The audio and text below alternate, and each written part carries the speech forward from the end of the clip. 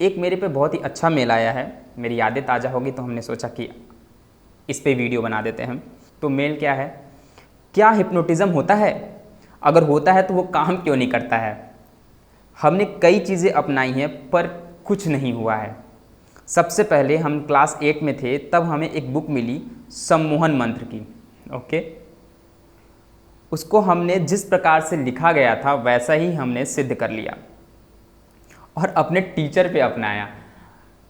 किन किन लोगों ने स्कूल टाइम में सम्मोहन के बारे में जानकर सम्मोहन को अपनाने की कोशिश किया, कमेंट में ज़रूर बताना। हमने तो कोशिश किया है भाई, इसलिए यादें ताज़ा हो गई। पर कुछ नहीं हाथ लगा, मुझे भी कुछ नहीं हाथ लगा, कुछ नहीं हुआ। और मैंने अलग अलग मंत्रों को भी प्रयोग में लिया जो जो लिखा था और उसे सिद्ध भी किया, पर कुछ हासिल नहीं हुआ। तब पता चला यह सब बकवास बातें हैं। फिर जब हम बड़े हुए तो एक बार फिर मुझे इसका चस्का लगा और सम्मोहन के लिए हमने अलग अलग चीज़ें फिर अपनाना चालू कर दिया और फिर भी मुझे कुछ हासिल नहीं हुआ। तब मुझे यह निश्चित हो गया कि यह बिल्कुल बकवास है। अब हम आपसे जानना चाहते हैं कि क्या सच में ऐसा कुछ होता है? सम्मोहन जैसी कोई शक्ति है या लोग उल्लू बनाकर पैसे कमाते हैं? हाँ, तो पहली बात, सम्मोहन जैसी कोई चीज़ें होती हैं कि नहीं, आप पहले ये अगर क्वेश्चन पूछना चाहते हैं तो हम एक ही आंसर देंगे, हाँ होती है। दूसरा मंत्र वाली बाद में बात करेंगे। पहले ये समझ लेते सम्मोहन होता क्या है। देखिए, सम्मोहन एक साइंस है, ठीक है। अब इस साइंस को ना बहुत ही अलग अलग तरीके से आप यूज़ कर सकते हैं। जैसे कि आप ऐसा समझो कि पानी होता है ना, पानी पीने वाला होता है पानी। अब पानी को पीने के लिए बहुत से तरीके हैं शुद्ध करने का। एक होता है कि डायरेक्ट जो धरती से आती है पानी, ठीक है, जो समरसेबल का पानी होता है, अगर साफ़ पानी है, अच्छा पानी, तो आप उसे पी सकते हैं। दूसरा होता है कि आप आरओ से पानी को साफ़ करके पी सकते हैं, लेकिन पानी पी सकते हैं, पानी को साफ़ बनाया जा सकता है। तीसरा यूवी से, ऐसे बहुत से तरीके हैं जिससे कि पानी को साफ़ करके पिया जा सकता है। इसी तरीके से सम्मोहन भी अलग अलग तरीके से किया जाता है। लेकिन सम्मोहन होता क्या है, इसका हम आपको एक झलक देते हैं। देखो, आप एक काम करो, आपके पास सम्मोहन शक्ति है कि नहीं, इसको जानने के लिए आप एक काम करो, आप उस जगह चले जाओ जहाँ पे आपको सब लोग जानता हो ना, ज़्यादातर। वैसे आप करोगे नहीं, लेकिन आप ऐसा करो जहाँ पे आपको ज़्यादातर लोग जानते हो, जहाँ पे आपकी अच्छी खासी पकड़ हो। और एक आप ड्रम ले लो या एक आप तबला या ढोलक ले लो, और एक सीढ़ी ले लो, लंबी सीढ़ी आप, ठीक है।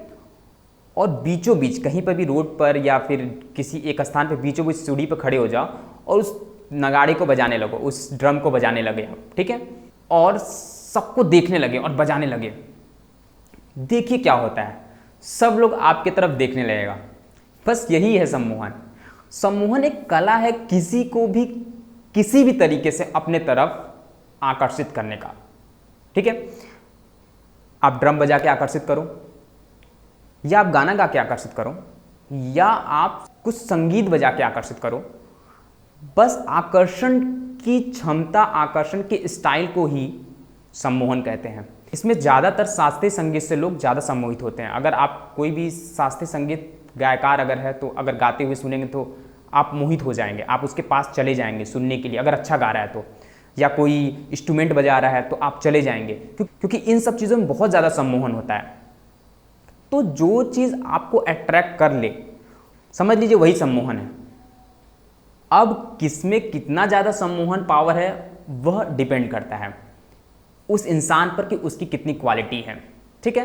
तो यह तो एक सिंपल सी बात हो गई, जैसे कि धरती से पानी निकाले और साफ पानी आए और उसे पी लिए, मतलब आपको कोई फिल्टर उल्टर नहीं करना है। ये तो एकदम सिंपल चीज़ है कि अगर आपके पास क्वालिटी है तो आपके पास लोग आएंगे, लोग आपसे अट्रैक्ट होंगे तो सम्मोहित होंगे।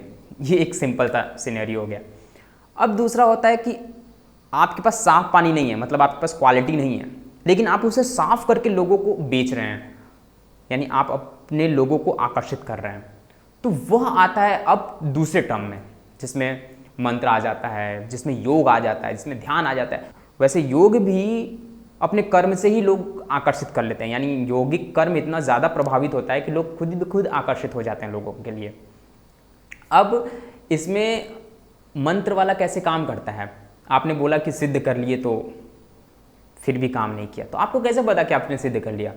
हमने आपको बता दिया a + b का होल स्क्वायर होता है a² + b² + 2ab। अब कोई भी फॉर्मूला अगर इसमें रखा जाए और इस तरीके से निकाला जाए तो सिद्ध हो जाएगा। मतलब कोई भी इक्वेशन अगर a में और b में रख दिया जाए और a + b का होल स्क्वायर करके निकाला जाए तो वो सिद्ध हो जाएगा, वो सही होगा। बट आप जब निकालने जाओगे a² + b² + 2ab और उसको थोड़ा सा और सॉल्व करोगे तो क्या पता बीच में आप कहीं कुछ गड़बड़ कर दिए हो। या ये भी हो सकता है कि a + b का होल स्क्वायर का फॉर्मूला ही सही ना हो, मतलब आपको जो मंत्र मिला है वो मंत्र भी सही ना हो। और ये भी हो सकता है कि जो मंत्र में पद्धति बताई गई वो सही हो लेकिन आप पूरी तरीके से सही किए हो, लेकिन वह कैसे सच में सही हुआ यह कैसे पता चलेगा आपको? इसके लिए तो सबसे पहले आपको एक योग्य गुरु की ज़रूरत है, जो कि आज के समय में मिलना बहुत ही मुश्किल है। ठीक है, खोजना पड़ेगा आपको, बहुत ही मुश्किल है, मिल सकते हैं। दूसरा, मंत्र कैसे काम करता है इस पर हमने आपको वीडियो बनाया कि मंत्र होता क्या है। एक्चुअली मंत्र कुछ होता नहीं है, मंत्र एक स्पंदन है, एक ध्वनि है जो कि हमें आकर्षित करता है। जैसे हमने आपको बताया कि ध्वनि जो है वह लोगों को आकर्षित करता है ना, वैसे ही स्पंदन है, मंत्र एक स्पंदन है जो कि हमारे शरीर में एक ऐसी ऊर्जा बना देगी ना कि वह लोगों को खुद ब खुद आकर्षित करने लगेगा। जैसा कि आप सभी को पता है कि हर कण में स्पंदन है, ये पूरा जो सृष्टि है ना स्पंदन से ही बना है, एक ध्वनि से बना है। यानी जहाँ स्पंदन होगा वहाँ ध्वनि तो होगा ही, जहाँ वाइब्रेशन होगा वहाँ पे ध्वनि तो होगा ही, बिना ध्वनि के वाइब्रेशन हो ही नहीं सकता। तो वह एक खास प्रकार की ध्वनि, एक खास प्रकार का स्पंदन ही लोगों को हिप्नोटाइज करता है, लोगों को सम्मोहित करता है। और यही टेक्निक लोगों ने सूक्ष्मता से देखा, समझा और उस पर एक मंत्र निकाल सकते हैं, उस पर एक योग निकाल सकते हैं, या उस तक पहुंचने का कोई एक कार्मिक चीज़ें भी निकाल सकते हैं, कर्म भी बना सकते हैं कि कैसे हम उस चीज़ पे पहुंच जाएं। अब देखो, हम आपको इसको और भी अच्छे से थोड़ा एक्सप्लेन करने की कोशिश कर रहे हैं। जैसे कि इंसान के अंदर डीएनए होता है, सबकी डीएनए अलग अलग होती है ना, उसी तरीके से मंत्र के वाइब्रेशन की भी डीएनए अलग अलग होती हैं। यानी आप ऐसा समझो कि हर मंत्र का एक आकार है, ठीक है, हर मंत्र का आप ऐसा समझ लो एक आकार है और उसी आकार से उसका फल मिलता है। अगर आप उस मंत्र से उस आकार को पा गए तो समझ लीजिए आपने मंत्र को सिद्ध कर लिया। लेकिन अगर उस मंत्र से आप उस आकार को नहीं पा पाए तो आप उतने सिद्ध नहीं कर पाए। अब इसको मंत्र की स्टाइल, मंत्र के बोलने के उच्चारण पर भी निर्भर करता है बहुत ज़्यादा। दो प्रकार के मंत्र होते हैं, एक होता है जिसका अर्थ होता है और दूसरा जिसका अर्थ नहीं होता है, अर्थहीन जो होता है। जिसका अर्थ होता है वो आपके साइकोलॉजिकल पे भी इफेक्ट डालता है, जिसका अर्थ नहीं होता है सिर्फ वो साउंड पर ही निर्भर करता है। तो मंत्र काम करते हैं, हर चीज़ के मंत्र होते हैं।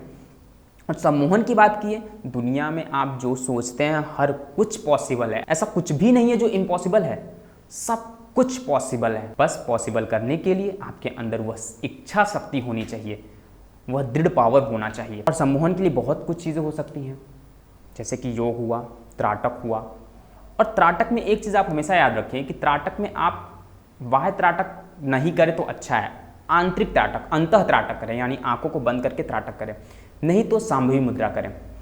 क्यों हम बाह्य त्राटक इसलिए मना कर रहे हैं? क्योंकि वह खतरनाक भी हो सकता है इस समय के अनुसार, क्योंकि आप करेंगे तो अपने से ही। और बाह्य त्राटक आप तभी करें जब आपके पास कोई एक एक्सपीरियंस वाला गुरु ना हो, टीचर ना हो, जिसने इसे सिद्ध किया हो। ठीक है, तो त्राटक एक अच्छा माध्यम है हिप्नोटिज्म के लिए। और वह क्या करता है कि वह आपके और माध्यम, यानी जिसे आपको हिप्नोटाइज करना है, जिसे आपको सम्मोहित करना है, उसके बीच में एक ऐसी ध्वनि उत्पन्न करता है जो कि आपके लिए वो आकर्षण का विषय बन सकता है। बट मेरे समझ से इन सब चीज़ों में उलझना बेवकूफ़ी है, क्योंकि ये एक छोटी सी चीज़ है जो आप पाना चाह रहे हैं। जब आप थोड़ा और सोचेंगे ना और ब्रॉड होंगे तो यह सब चीज़ें आपके लिए कोई मायने नहीं रखता है, क्योंकि यह सब चीज़ें तो आपको स्वतः रूप से मिल सकती हैं। जब आप कर्म करेंगे ना तो आपको ये स्वतः रूप से मिलने लगेगी। कोई भी कर्म, अगर आप पढ़ाई में अच्छे हो जाएंगे तो आपको सब लोग चाहने वाला हो जाएगा, आपको किसी को हिप्नोटाइज करने की ज़रूरत ही नहीं पड़ेगी।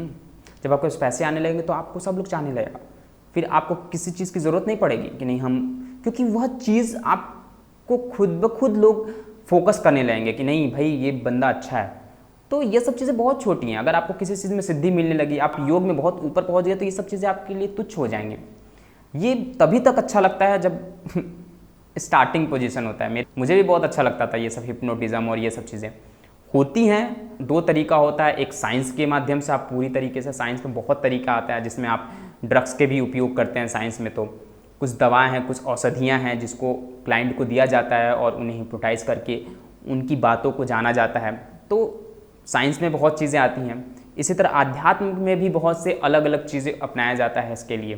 तो अगर आप ये पूछ रहे हैं कि ये होती है, तो हाँ होती है, लेकिन ये अकेले कर पाना बहुत ही मुश्किल है। आपको इसके लिए किसी योग्य गुरु की आवश्यकता तो पड़ेगी ही।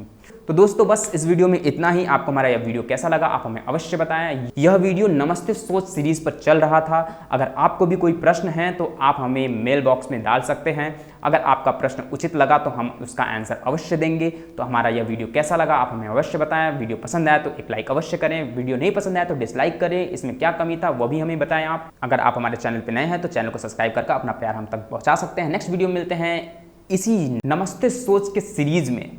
धन्यवाद।